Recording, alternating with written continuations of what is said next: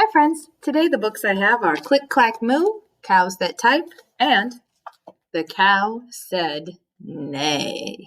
We're reading books about cows today because we have a cow art project that I will be showing you in a video later that we're doing in our packet.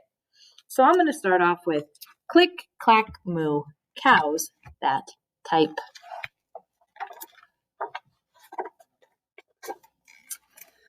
Farmer Brown has a problem. His cows like to type. All day long he hears click clack, moo, click clack, moo, clickety clack, moo.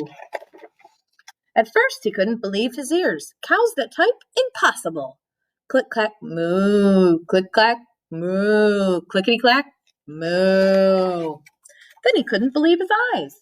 Dear Farmer Brown, the barn is very cold at night. We'd like some electric blankets. Sincerely, the cows. It was bad enough the cows had found the old typewriter in the barn. Now they wanted electric blankets. No way, said Farmer Brown. No electric blankets. So the cows went on strike.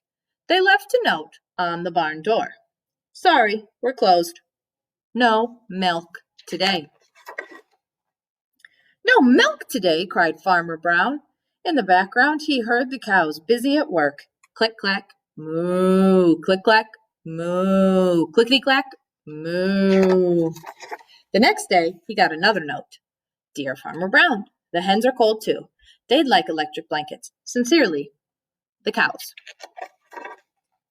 The cows were growing impatient with the farmer. They left a new note on the barn door. Closed, no milk, no eggs. No eggs, cried Farmer Brown. In the background he heard them. Click clack moo, click clack moo, clickety clack moo. Cows that type, hens on strike, who ever heard of such a thing? How can I run a farm with no milk and no eggs? Farmer Brown was furious. Furious is a different word for angry. Farmer Brown got out his own typewriter. Dear cows and hens, there will be no electric blankets. You are cows and hens, and I demand milk and eggs. Sincerely, Farmer Brown. Duck was a neutral party, so he brought the ultimatum to the cows. The cows held an emergency meeting. All the animals gathered around the barn to snoop, but none of them could understand moo. All night long, Farmer Brown waited for an answer. Duck knocked at the door early the next morning. He handed Farmer Brown a note. Dear Farmer Brown, we will exchange our typewriter for electric blankets. Leave them outside the barn door, and we will send Duck over with the typewriter. Sincerely, the cows. Farmer Brown decided this was a good deal. He left the blankets next to the barn door and waited for Duck to come with the typewriter. The next morning, he got a note. Dear Farmer Brown, the pond is quite boring. We'd like a diving board. Sincerely, the ducks. Click, clack, quack. Click, clack, quack. Clickety, clack, quack. Diving board for the ducks. The end. The other book I have, friends, is The Cow Said Nay, a farm story. It's by Rory Feek. And the pictures are by Bruno Robert.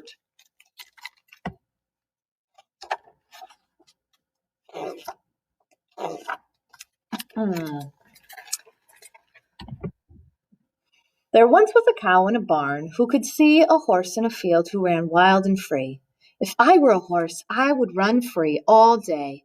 And the cow opened his mouth and let out a big neigh.